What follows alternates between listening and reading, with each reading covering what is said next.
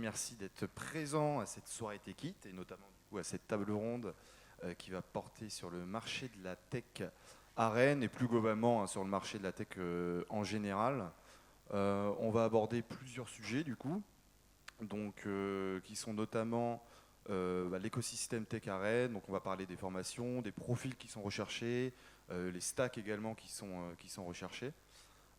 Ensuite, on va parler de toute la question et de la problématique du remote. Donc le télétravail, le full remote, peut-être qu'on va aborder certaines questions dessus. On va parler également de la reconversion web, donc tout ce qui est profil en reconversion, quels sont les obstacles et les défis que rencontrent les profils en reconversion web pour intégrer les entreprises. Et enfin, on va parler de la place de la femme dans le secteur de la tech. Les défis également que rencontrent les femmes dans le secteur de la tech qui est majoritairement masculin. On va essayer de faire tout ça en 30 minutes, ça va être short, il va falloir être concis et rapide, mais je ne me fais pas de soucis pour ça, à savoir que c'est vraiment du coup un échange de 30 minutes donc, entre Michael et Mathias qui vont se présenter.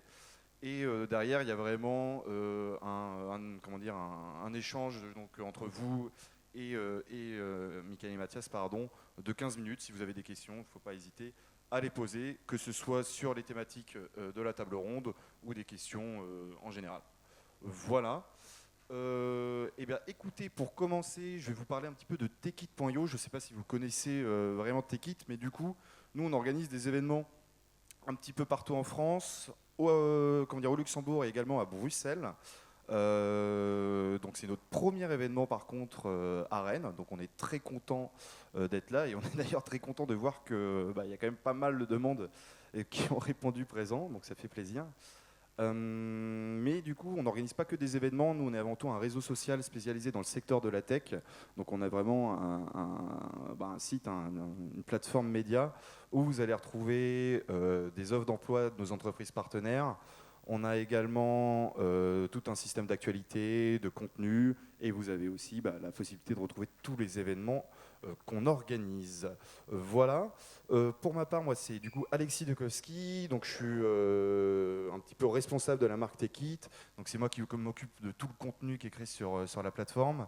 Et je m'occupe aussi de toute la partie marketing. Et je suis présent également aux événements pour animer les tables rondes. Et je vais laisser Mickaël, qui est à ma gauche, se présenter. Bonsoir, donc moi je suis Mickaël Lemoine, je suis responsable recrutement et relations école chez Capgemini à Rennes. Donc j'ai plus de 20 ans d'expérience en recrutement et ça fait 6 ans que je travaille chez Capgemini et que je recrute des profils dans le domaine de la tech. Bonsoir, donc je suis Mathias Millet, senior dev dans une boîte qui s'appelle Git Guardian, où je fais essentiellement du Python, donc du Python back-end pour du web et aussi de l'analyse de données pour orienter le développement des produits. Merci à vous deux. Donc on va directement passer à l'essentiel du sujet. Comme je vous ai dit, 30 minutes, va falloir speeder. Donc on va commencer par l'écosystème de la tech sur le marché rennais, mais j'imagine que ça parle aussi globalement dans toute la France. C'est les profils qui sont le plus recherchés aujourd'hui dans ce secteur-là. Est-ce qu'on va parler plus sur des profils développeurs, sur des profils data? Est-ce qu'il y a des tendances qui ressortent? Michael, qu'est-ce que toi tu ressens de ton côté? Depuis quelques années, on a quand même une forte tendance sur les profils développement full stack, avec des compétences comme Java, Angular qui vont ressortir du lot en termes de besoins. Après, il y a d'autres compétences qui vont être complémentaires, mais c'est vraiment sur les compétences full stack où là il y a le plus de besoins. Après, la deuxième tendance, ça va être le DevOps. C'est vrai que là, on a beaucoup d'opportunités sur les sujets DevOps, donc notamment sur des projets orientés défense. Et après, on va avoir d'autres besoins qui vont être peut-être en second plan. Toute la partie cybersécurité, infra, les compétences data, effectivement, sont importants avec l'IA qui est en train d'émerger. Et puis, des compétences orientées système embarqué, informatique industrielle. Mais c'est vrai que le plus gros est quand même sur le développement full stack orienté Java et Angular. Mathias, je ne sais pas si tu as... En tant que développeur, disons que quand on est dans un écosystème, on a du mal à sortir, parce que quand on est développeur Python, on s'intéresse aux offres d'emploi en Python. Il y a toujours il y a beaucoup d'écosystèmes et je pense qu'il y a du boulot dans plusieurs. Enfin, faut pas se limiter à se dire je veux aller dans l'écosystème le plus recherché. Faut en cibler quelques-uns, mais voilà, faut pas se fermer des portes. Voilà ce que j'ai à dire. Ouais. Et tu disais, il y a des tendances qui émergent. On parle pas mal de l'intelligence artificielle. Bon, ça fait quand même ça fait 2 ans à la sortie de ChatGPT. Bon, l'intelligence artificielle, ça date de bien plus longtemps. Mais on parle de tendances émergentes. Est-ce qu'aujourd'hui, il y a déjà quand même comment dire, des profils qui sont recherchés spécifiquement dans ces secteurs-là ou pas encore? C'est vraiment tout nouveau, donc pas encore, peut-être un peu plus en région parisienne, mais sur le bassin rennais, c'est pas encore le cas. On a des collaborateurs qui se forment actuellement sur ces sujets et qui commencent à faire développer des projets, mais c'est encore un petit peu tôt. Et comme la cybersécurité ou la data, c'est vrai qu'on est sur des niches de métiers, donc quand on est passionné, il faut y aller, mais c'est vrai que c'est l'avenir, mais aujourd'hui, c'est pas encore là où on a le plus de recrutement à pourvoir. Chez Guide Guardian, on a une équipe qui est spécialisée en machine learning. Je sais que, j'ai passé dans une boîte aussi qui font du machine learning depuis des années. Il y a des profils. Après, c'est du coup ceux qui bossaient à Rennes chez une boîte qui s'appelle Ariad Next. C'était surtout des gens qui avaient fait une thèse avant. Donc c'était vraiment des gens qui sortaient de la recherche académique. Ouais, parce que je vois souvent donc le deep learning, le machine learning, on parle même d'éthicien en IA, mais est-ce que ça reste pas encore côté anglophone? Est-ce que c'est pas encore arrivé vraiment sur le marché français? Chez Guide Guardian, si, on en a vraiment, oui, qui est utilisé. Et du coup, chez Ariad Next, est utilisé depuis plusieurs années, bien avant ChatGPT d'ailleurs. C'était déjà sur le marché à Rennes. Et on a aussi chez Capgemini. D'accord, ok. Au-delà du coup des profils, les stacks du coup on a pu y passer. Donc on parle souvent du coup c'est Java, Angular.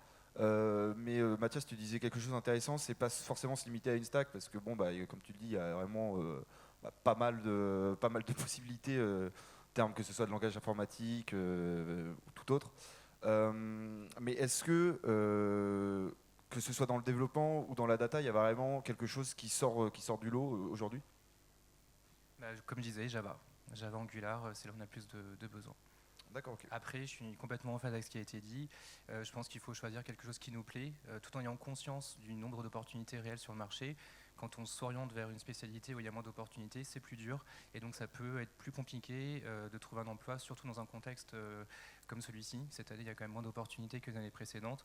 Donc, c'est un risque en termes d'employabilité, mais je suis d'accord avec le fait qu'il faut aller vers un choix de passion technique plutôt qu'un choix d'employabilité.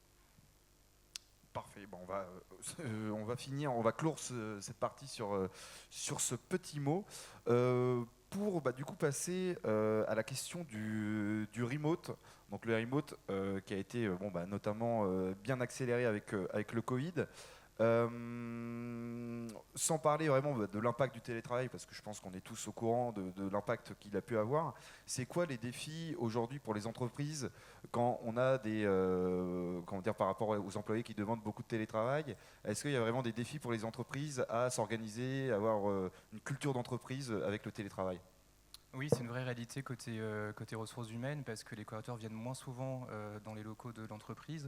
Donc il y a une distance qui se crée entre les employés et l'entreprise, donc c'est à nous de créer du lien.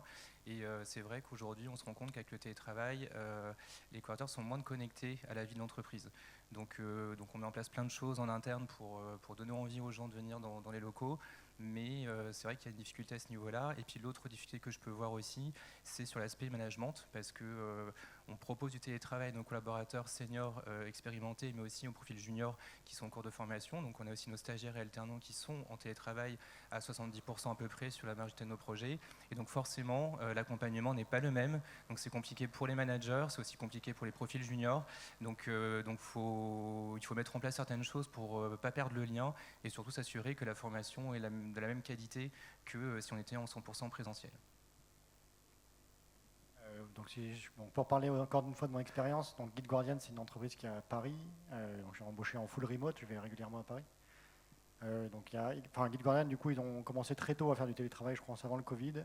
Même pour les Parisiens, donc ils ont 3 jours de télétravail par semaine, ce qui est possible, donc ce qui est vraiment beaucoup. Et ça fonctionne parce qu'effectivement, il y a une culture déjà de documentation écrite. Sans ça, c'est vraiment très difficile Donc il faut vraiment une bonne culture de documentation et de maintenir cette culture. Et ça, c'est pas facile parce qu'une fois qu'on a une doc, il faut la tenir à jour. C'est beaucoup de travail. Et effectivement, je pense que c'est autoriser le télétravail, ça doit venir du top management, sinon ça ne marche pas. Et ça amène vite des blocages ou des tensions. Et on a pu voir, c'est notamment, bon, pour le coup c'est aux États-Unis, mais qu'il y a certaines grosses boîtes qui demandent à leurs employés de revenir comment dire, aux locaux où le télétravail est de plus en plus limité. Est-ce qu'en France on commence à ressentir ça ou est-ce que le télétravail, ça y est, c'est inclus comment dire, dans la culture d'entreprise? C'est un peu difficile de répondre à la question, parce que là on se rend compte des avantages, mais aussi des limites d'un côté comme de l'autre, côté collaborateur et côté ressources humaines et management. Nous, pour l'instant, on n'est pas revenu en arrière depuis le début de la mise en place du télétravail, même si c'était le cas déjà avant le Covid, mais peut-être que ça va évoluer effectivement. Mais je pense que la priorité est quand même de se poser la question sur quels sont les besoins du collaborateur pour son équilibre vie pro, vie perso, parce qu'il est là en fait le sujet aussi. Hein, ça permet quand même de faire plus de choses et de vivre mieux l'équilibre vie pro, vie perso. Donc pour l'instant, moi, je ne vois pas de changement. Il y a quand même des questionnements qui commencent à s'émerger. Après, les retours au bureau aux US, c'est peut-être aussi pour faire pour pousser les gens à partir plutôt que de. C'est pas uniquement pour les faire revenir au bureau. C'est possible aussi. Est-ce que toi, Mathias, tu te verrais ne plus avoir de télétravail ou ce serait compliqué? Moi, j'ai travaillé à Rennes du coup en présentiel et ça m'allait très bien. La raison pour laquelle je suis parti à travailler à Paris, c'est principalement pour le salaire. Ouais. Je suis d'accord que du 100% télétravail, en fait, c'est dur. Là, j'ai la chance de pouvoir aller régulièrement à Paris. On avait accès aussi à un espace de coworking, mais effectivement, rester chez soi, c'est pas forcément non plus la meilleure situation. Très bien. On va pouvoir du coup passer au sujet de la reconversion web. C'est un sujet qu'on entend de plus en plus parler, hein, notamment dans le domaine de la tech où on voit beaucoup de profils en reconversion. C'est quoi les principales opportunités aujourd'hui pour les profils qui souhaitent se reconvertir dans le secteur de la tech? Alors c'est vrai qu'on a de plus en plus de profils qui se reconvertissent dans ces métiers-là et tant mieux. C'est une belle richesse pour nous. Moi, c'est un sujet qui me passionne. L'opportunité la plus importante sur le domaine informatique, c'est ce qu'on appelle les PEE, donc préparation opérationnelle à l'emploi, qui sont des formations proposées par France Travail en partenariat avec des entreprises. Donc Capgemini en fait depuis 7 ans aujourd'hui. Et on va faire des promos de 10 à 15 personnes qui vont être formées pendant 3 mois par des organismes de formation externes, sur le bassin rennais notamment et dans d'autres villes en France, avant d'être intégrés du coup à Capgemini en CDI. Donc ça existe avec d'autres entreprises aussi, dans d'autres secteurs d'activité. Et c'est vrai que ça permet à des personnes qui n'ont pas forcément le temps ni les moyens de faire des formations longues, de pouvoir se former rapidement et d'intégrer du coup une entreprise en CDI. Alors, ça veut dire que les formations sont très intensives. Ça veut dire aussi que vous allez continuer à travailler et vous former au sein des projets. Mais pour nous, c'est une valeur ajoutée parce que les personnes arrivent avec leur background passé. Donc, ils arrivent avec une maturité professionnelle, avec des soft skills. Et du coup, les projets apprécient parce qu'ils ont des profils juniors techniquement, mais ils ont des collaborateurs, on va dire, expérimentés sur le savoir-être et la posture du consultant. Donc, c'est une super opportunité. Après, je précise tout de même qu'il y a différentes reconversions qui sont proposées. Donc il y a des reconversions comme nous on le propose avec un CD à la clé, mais c'est pas toujours le cas. Et c'est vrai que je vois beaucoup de personnes sur les forums comme ce soir ou via d'autres événements où il y a une reconversion qui a été faite en auto-formation ou avec des formations courtes et avec une grosse difficulté de trouver de l'emploi derrière. Et c'est vrai que c'est une réalité, il n'y a pas d'opportunité pour tout le monde, ça c'est évident. Donc il faut se démarquer par le réseau, la communication, la posture. Enfin, il faut vraiment se battre pour sortir du lot et réussir à décrocher une opportunité. C'est ce que j'allais demander, c'est pourquoi une entreprise prendrait plus un profil en reconversion plutôt qu'une personne qui sort d'école ou une personne qui veut changer de job. En quoi le profil en reconversion pourrait être plus, plus accepté, quoi? Historiquement, c'était un manque de profils sur le marché, soyons honnêtes. On avait plus d'opportunités que de candidats.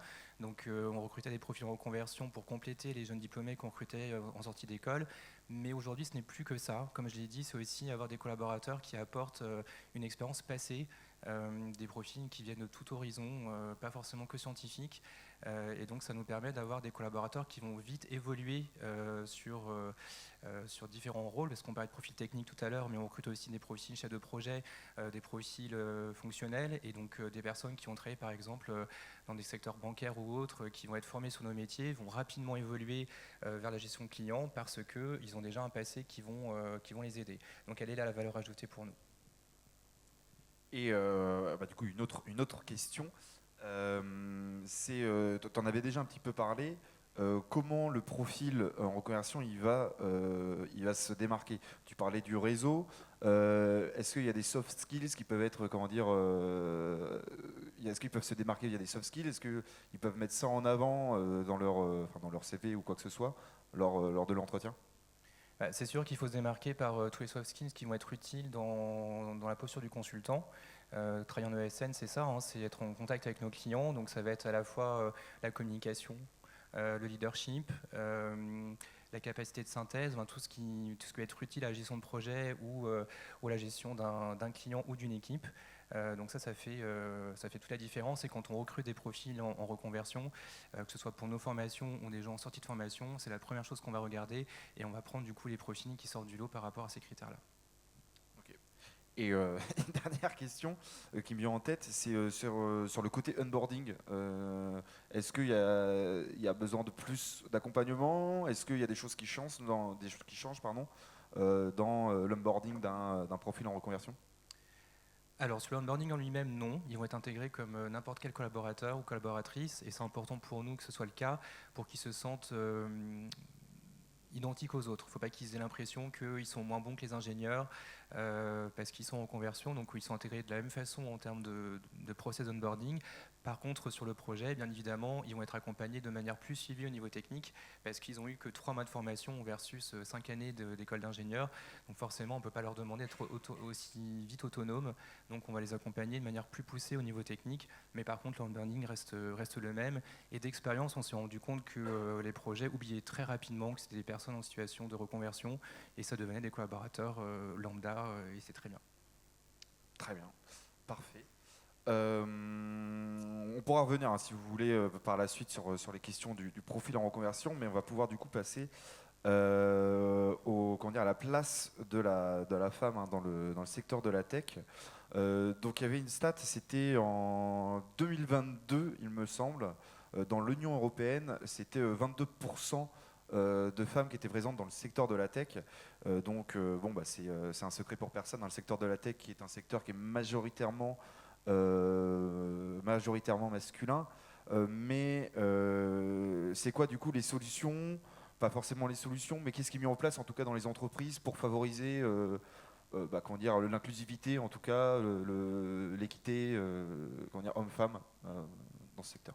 Alors c'est un vrai sujet, je pense qu'on le voit ce soir, hein. Il y a majoritairement des hommes et moins de femmes, et c'est toujours le cas dans les événements liés à la tech, et c'est un vrai sujet. La première action à mener, elle est déjà dans les collèges et lycées, pour donner envie aux collégiennes et lycéennes d'aller vers ce type de métier. Aujourd'hui, c'est un métier qui est encore très teinté masculin, et c'est difficilement compréhensible parce qu'on a un recul quand même sur ce métier, une évolution sur le métier qui est censée ouvrir, mais en tout cas dans les écoles d'ingénieurs on a entre 10 et 15% de femmes, donc c'est pas beaucoup. Qu'est-ce qu'il faut faire pour qu'elles soient bien intégrées dans nos équipes? C'est faire comme on a pu faire chez Capgemini, c'est-à-dire créer un programme qui va travailler justement sur l'inclusion des femmes au sein de nos projets, veiller à ce qu'en termes de management, il y ait une mixité, qu'il y ait un réseau qui se crée. Donc chez Capgemini, on a un mouvement qui s'appelle Women à Capgemini, qui est un réseau initialement de femmes et qui s'est ouvert aux hommes, qui va permettre justement de créer de l'effervescence autour de la place de la femme dans les équipes, de leur donner la place pour le leadership et éviter justement des remarques qui pourraient être désobligeantes. Donc voilà, c'est de veiller que la place de la femme soit bien respectée au sein des équipes et qu'il n'y ait pas de traitement de faveur dans un sens, et puis aussi de la discrimination, des remarques sexistes comme on peut connaître parfois. Et j'en profite pour faire un petit peu de promo pour un événement rennais, pardon, c'est pas pour Capgemini, mais c'est vraiment pour les femmes dans la tech. L'année dernière, en fait, avec l'association FT Numérique, on a créé un événement qui s'appelle Who Runs the Tech, petite dédicace à Beyoncé. Donc c'est un événement qui était du coup sur Rennes, qui a permis à des femmes dans la tech de faire des conférences. Donc le concept, c'est que des femmes qui vont animer des conférences autour de la technique, et c'est ouvert aux hommes et aux femmes. À la fin de la journée, il y a un after work qui est proposé uniquement aux femmes, donc ça permet vraiment de créer un vrai réseau. Donc on avait 300 personnes l'année dernière qui sont venues à la première édition, et donc là le 28 novembre on a donc la deuxième édition qui va se dérouler donc juste à côté du Colombier, et on a hâte de rencontrer du coup les nouvelles personnes qui viendront, et puis on a surtout hâte de dévoiler du coup ces conférences. Donc le programme est en ligne, donc si vous voulez regarder, ça s'appelle Who Runs the Tech. Mais juste pour revenir, c'est vrai qu'il y a de plus en plus d'initiatives pour l'inclusion des femmes dans la tech. Bon, voilà, c'est promo purement pour Techit. Nous, on organise du coup un événement, donc les femmes dans la tech, où là, malheureusement, ce n'est que pour les femmes. Donc, ce sera à Paris, à la Station F, et ça aura lieu ce sera en mars 2025. Mais vous avez toutes les informations si vous voulez y participer. Sur le site de techit.io. Voilà pour la petite partie promo, on peut fermer la parenthèse. Écoutez, on a été très rapide, on a encore un petit peu de temps, on peut peut-être revenir sur le marché de la tech à Rennes, pardon, notamment sur le bassin rennois, je sais pas, non, Rennais, bassin rennais, oui, excusez-moi. Pourquoi venir à Rennes? En quoi Rennes est plus attractif qu'une autre ville? Là, je parle à vous, Rennais. Pourquoi venir à Rennes pour travailler dans le secteur de la tech? Pour moi, il y a une diversité d'entreprises qui peut répondre à différentes attentes. On a à la fois des grandes ESN, des grosses structures, des plus petites ESN, des startups, des clients finaux. Donc il y a une belle diversité en termes de taille d'entreprise et de sujets aussi. Voilà, je pense que c'est ça principalement. Et puis c'est un bassin qui est très actif sur plein de thématiques différentes. On travaille dans plein de secteurs d'activité différents. Donc il y a une belle diversité technique, d'environnement, et voilà, on peut que s'épanouir sur ce bassin-là. Juste, ouais, je pense que Rennes, c'est une très belle ville, donc même si on ne vient pas faire de la tech, ça vaut toujours le coup de venir. Et sinon, avec un très beau temps, d'ailleurs. Comme aujourd'hui. Sinon, en type d'entreprise, je pense qu'il est un peu spécifique au bassin rennais. Alors, je ne suis pas allé dedans, mais il y a des entreprises de biotech pour l'agriculture. Je pense qu'il n'y en a pas dans beaucoup d'autres endroits en France. Enfin, c'est un peu particulier autour de Rennes. Sinon, il y a la DGA aussi à Bru, qui recrute en tech. Voilà, donc des choses un peu particulières. Et on n'a pas aussi parlé de l'aspect formation qui est quand même assez bien développé dans le bassin rennais. Oui, avec des nouvelles écoles qui s'ouvrent, des nouveaux campus dernièrement qui apparaissent. Comme je l'ai dit tout à l'heure, on recrute des profils en conversion parce qu'il n'y a pas assez de candidats, d'étudiants qui sortent des écoles. Donc forcément, il y a des nouvelles écoles qui arrivent. Donc oui, il y a pas mal de choses qui se développent. Écoutez, en réalité, on a fait le tour de tout ce qu'on pouvait dire. Je ne sais pas s'il y a quelque chose dont vous vouliez ajouter, peut-être, Mathias. Ouais, je voulais juste rajouter quelque chose sur les POEI. Du coup, j'en avais fait une à Paris avant de revenir travailler à Rennes. Et donc nous, ça s'était pas très bien passé dans le sens où on avait un intervenant qui n'était pas très bon. Il ne faut pas hésiter à faire remonter l'entreprise s'il y a des choses que vous sentez qui ne vont pas pour que justement l'entreprise puisse discuter avec le centre de formation et corriger s'il y a des soucis, parce que ça peut arriver. Je suis complètement d'accord avec ça, et on est hyper vigilant là-dessus. On a des vrais partenariats avec nos organismes de formation, tant sur la partie technique que sur la partie humaine. Les sélections, on les fait vraiment ensemble dès le départ. On fait des entretiens en binôme. On va parler de ce qu'on attend en termes de personnalité, de soft skills, etc. Et moi, je suis vigilant dès le départ de la formation sur est-ce que déjà il y a tous les moyens nécessaires, et est-ce qu'ils vont vraiment les bichonner, parce que c'est une formation qui est quand même difficile. On parle de 3 mois très intensifs avec beaucoup de stress et de pression, et une vie personnelle à gérer aussi en parallèle. On a des parents qui font ces formations. J'ai eu un collaborateur qui était jeune papa quand il a commencé ses formations, c'était très sportif. Donc il faut que les organismes prennent ça en compte et les accompagnent bien sur la partie humaine. Mais par contre, il faut aussi que l'entreprise s'implique dès le début de la formation. C'est pas juste on vous donne 12 profils, vous les formez, on les récupère à la fin. Non, c'est dès le début et pendant la formation, avoir des rendez-vous réguliers avec eux pour s'assurer que tout va bien, faire des points individuels si besoin, et puis commencer à les immerger progressivement dans l'entreprise. C'est ce qu'on fait nous, on fait des demi-journées dans nos locaux pour qu'ils commencent à comprendre un peu l'écosystème de l'entreprise et puis se sentir futurs collaborateurs. Généralement, ça leur donne un petit coup de boost et de motivation. Donc je suis complètement en phase avec ça. J'ai entendu beaucoup de retours négatifs d'organismes de formation que je ne citerai pas, mais j'ai croisé pas mal de candidats effectivement qui m'ont dit que ça avait été compliqué. Donc on est hyper vigilant là-dessus. Ouais. Et on travaille avec des bons organismes à Rennes. Je ne ferai pas la promo, mais voilà. Écoutez, merci du coup beaucoup à vous deux pour vos interventions. Bravo, bravo. Et du coup, là on a un petit espace de questions-réponses. Donc si vous avez des questions, surtout n'hésitez pas, hein, comme je vous ai pu le dire, hein, que ce soit sur les thématiques qui ont été abordées ou en général des questions que vous voulez poser, c'est le moment. Ouais, alors je vais prendre un autre micro que le mien. Je disais donc, sur le sujet de la stack technique, vous avez mentionné notamment la stack Java Angular qui était très recherchée. Sur la question inverse cependant, est-ce qu'il existe des technologies, hormis les technologies évidentes comme par exemple le COBOL, qui sont plutôt aux niches et moins recherchées ? Il y en a énormément, oui. Enfin, il y a énormément de technos qui sont créés tout le temps en informatique et qui donc sont niches parce qu'au début elles sont toutes petites. Il y en a quelques-unes qui deviennent très grosses. Techno de niche, il y en a énormément. Il y en a qui ont été moins niches et qui deviennent plus niches. Par exemple, le Ruby on Rails qui était très à la mode il y a 10-15 ans peut-être, qui est en passation, en train de vraiment descendre. Après, ça dépend aussi des lieux, j'imagine que, voilà, le recrutement à Rennes, c'est pas les mêmes qu'à Paris, c'est pas les mêmes que forcément à Lyon et encore moins aux US.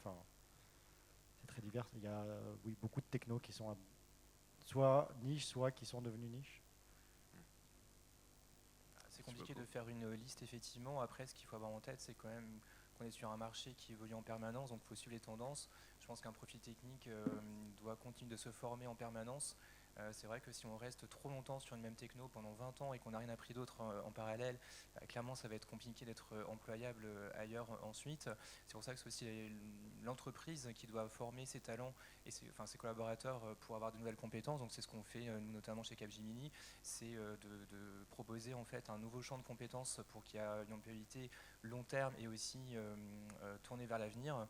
Donc voilà, je pense que c'est un métier, il faut vraiment s'informer sur les tendances. Et après, des niches, il y en a, mais s'il y a des besoins sur ces niches-là, il faut continuer à y être, mais toujours en pensant à développer son niveau de compétence. Merci beaucoup. Moi, je me demandais ce que recouvre l'appellation dans les différents secteurs d'activité, réseau DevOps, parce que de ce que j'ai vu sur Internet, DevOps, c'est quelque chose d'assez avancé et que l'on acquiert après avoir exercé soit des métiers de testeur, soit des métiers de développeur. Ouais, alors chez GitGuardian, on n'a pas de DevOps. Donc DevOps, alors je crois qu'à l'origine, DevOps, c'est le nom d'une philosophie de comment l'entreprise met en œuvre les produits qu'elle développe, donc comment elle va les déployer, qui consiste à faire en sorte que les développeurs donc, qui créent l'application et les gens qui déploient effectivement se parlent, ou soit un unique profil, mais ce n'est pas forcément ça. En tout cas, qu'il y ait des ponts forts entre les gens qui créent l'application et les gens qui la déploient. Et ça, c'est DevOps, c'est-à-dire de faire en sorte que les gens se parlent et qu'il n'y ait pas de blocage à cause de ça. Les profils qui font du coup le déploiement, alors chez nous, ça s'appelle des SRE, c'est le même nom que chez Google, je crois. Je ne sais même plus ce que ça veut dire, Service Reliable Engineer, je crois. En tout cas, il y a des profils particuliers qui s'occupent de déployer des applications. Voilà. Effectivement, il y a différents profils derrière ces mots techniques. Donc, on a les profils DevOps, donc certains vont être plus Dev que Ops. On a aussi les profils DevSecOps, on a la partie sécurité qui va jouer. Et après, tous les profils système et réseau qui vont être plutôt sur des compétences infra. Donc, c'est vrai que c'est c'est un domaine où il y a beaucoup de besoins en ce moment, mais c'est vrai que les profils ne se ressemblent pas. Donc moi après je suis pas technique, je vais pas être le meilleur pour répondre à cette question sur la partie technique, mais en tout cas effectivement il y a vraiment différents profils dans cette terminologie-là. Je sais pas si ça répond à la question. Ça montre juste que c'est très vaste en fait. Exactement. Voilà, mais comme le développement, enfin comme beaucoup de métiers dans le domaine de la tech. Les technos qui sont travaillés par les gens qui sont plus ops du coup. Donc il y a le Docker qui est à la base, qui est aussi beaucoup partagé par les développeurs. Ce qui est plus spécifique, c'est tout ce qui est utilisation de Kubernetes, qui du coup là, ça demande beaucoup de connaissances et qui est vraiment spécifique ops. Donc voilà, c'est vraiment Kubernetes. Pardon. Ansible, ouais, bien sûr, tout ce qui est déploiement. Ouais. Bonsoir. Vous avez parlé au moment du remote chez GitGuardian, il y avait une très forte culture de la documentation écrite. Et je me demandais comment est-ce que vous l'avez implémenté et à quel niveau vraiment vous l'avez mis en place en fait. Donc ça s'est mis. Donc au début, tout était dans des Google Drive, donc dans des documents Google. On en est sorti il y a quelques années, mais ça a tenu pas mal de temps. L'idée, c'est de toute façon déjà, de toujours rédiger quelque chose, souvent rédiger quelque chose, de prendre le temps de mettre au propre des documents, mettre au propre de la documentation technique. Alors la documentation technique, elle était aussi déployée dans du Markdown, dans le repo. Il y en a un monorepo pour l'application, et dans ce monorepo, on a une partie documentation, donc qui est déployée sur GitLab Pages. Enfin voilà, de la documentation Markdown assez classique. Et donc, donc là c'était à l'origine, et donc après être sorti de Google Doc, on est passé sur Notion, qui permet de vraiment faire une documentation très riche et de très bien faite. Voilà, après, alors par où ça passe aussi, dès qu'on construit des nouvelles choses techniquement, ça passe par une phase où on va créer un document qui permet de reviewer justement quelles sont les décisions techniques qui ont été prises, de s'assurer qu'on prend les bonnes et de fournir une spec en quelque sorte, qui n'est pas une spec définitive, mais qui permet de savoir exactement dans quelle direction on veut aller. Donc avant de vraiment faire du développement, on a une phase de passage à l'écrit, où on met à plat qu'est-ce qu'on va faire. Au niveau, chez les produits, je sais qu'ils font des choses assez similaires. Alors je ne connais pas très bien, mais ils font des choses très similaires aussi. Donc beaucoup de passage à l'écrit avant l'action en fait. Bonjour. Alors, du coup, on a surtout parlé de développement. Moi, je voulais savoir plus au niveau data, si vous aviez des besoins, quels étaient les besoins actuels. Et vous parliez plutôt pour Capgemini, mais de formation que vous faisiez pour les changements de métier. Est-ce que vous en avez aussi dans ce milieu-là ou c'est plus orienté dev? Alors, pour la première question, oui, on a des besoins data. Donc, on recrute des data engineers, data scientists, tous les profils data qu'on peut trouver dans ce domaine-là. Pour donner un ordre d'idée sur Rennes, par exemple, sur les 1800 collaborateurs de l'entreprise, on a 150 personnes qui travaillent dans ce secteur-là, dans ces compétences-là. Donc ça donne un ordre d'idée sur nos opportunités par rapport au développement. Donc 150 personnes sur 1800, ça donne un indicateur. Donc on recherche ce type de compétences. Après, est-ce qu'on fait des reconversions dans ce domaine? Pas vraiment. Pourquoi? Parce qu'on a au contraire plus de candidats que de besoins. Il y a beaucoup de profils qui s'orientent vers la data, mais on n'a pas autant d'opportunités que de candidats sur le marché. Donc on n'a pas besoin de proposer des programmes de reconversion, contrairement au développement. Sauf sur l'API management, qui peut être un peu proche justement de l'univers data. Donc on va former sur des compétences comme MuleSoft. Donc on a fait une promotion l'année dernière sur le sujet et aussi cette année. Donc on peut avoir des formations très spécifiques sur MuleSoft ou Talend. Voilà. Pour rester dans les formations possibles, là, moi, plus dans la partie QA, je me demandais si vous faites, même si sur le papier il n'y a pas marqué que vous recherchez des testeurs, mais que vous faites des formations de testeurs, voire juste en complément en quelque sorte, parce que j'ai une formation de testeur manuel, mais une formation de testeur manuel et une expérience dans ce domaine, mais elle a été de courte durée. Et donc je me demandais si vous faisiez des formations préalables à l'embauche, donc des POI dans ce domaine, même pour mon type de profil. C'est une très bonne question et merci pour la question parce qu'effectivement, j'ai pas parlé du test tout à l'heure et c'est une erreur de ma part. Effectivement, au sein du groupe Capgemini, il y a une marque qui s'appelle Sogeti qui a cette expertise testing. Donc, on recrute des testeurs et on en forme effectivement. Il y a des PE qui se font autour du test. Donc, la réponse est oui. Et vous pouvez aller sur le stand Capgemini, rencontrer Alexia Müller qui justement travaille chez Sogeti et qui va du coup répondre à ces questions parce qu'elle connaît bien le domaine, mieux que moi. Mais en tout cas, la réponse est oui, il y a des besoins et des formations. Merci. Ma question portera sur un sujet qui me concerne assez personnellement, mais sur le marché rennais de la tech, qu'est-ce qui pourrait encourager une entreprise ou pas de prendre un alternant ? Alors pour moi, la question ne se pose pas dans le sens où on a déjà l'envie de le faire. On recrute des alternants chaque année et de manière assez conséquente.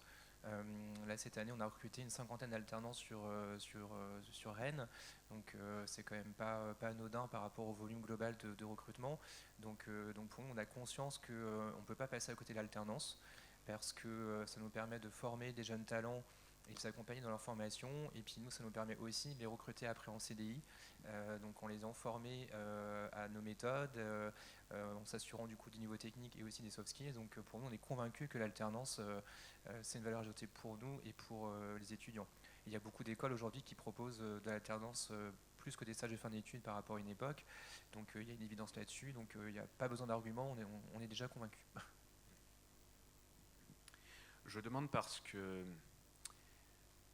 récemment, mon école a organisé un stage pour nous former à mieux chercher nos alternances. Et on nous a dit que comparé par exemple à il y a 1 ou 2 ans, les entreprises rechignaient à prendre des alternants parce qu'ils ne recevaient plus autant d'aide. Est-ce véridique ? Pour moi, la réponse, elle n'est pas là. La réponse, elle est que cette année, en 2024, le secteur d'activité a été touché par la crise et donc on a beaucoup moins d'opportunités que les années précédentes. Quand l'entreprise prend et on recrute des alternants, il y a une responsabilité sur le staffing. Donc, si on recrute des étudiants, c'est pour les mettre au sein d'un projet. Si on n'a pas de besoin sur nos projets ou si on n'a pas de projet en capacité d'accueillir des alternants, ça ne sert à rien. Ils vont se retrouver du coup en intercontrat et ils ne vont pas être formés. Donc la réponse, elle est plutôt là, elle n'est pas sur les aides. Elle est vraiment sur est-ce qu'il y a assez de besoins pour tout le monde. Donc c'est vrai que cette année, ça je l'ai dit à tous les étudiants qu'on a vus sur les forums, ça va être plus compliqué de trouver une alternance parce que le nombre de besoins a baissé. Donc ça répond à cette question-là. Donc oui, c'est un fait, mais je ne pense pas que le point soit sur l'aspect financier, mais plus sur la partie activité. Merci beaucoup.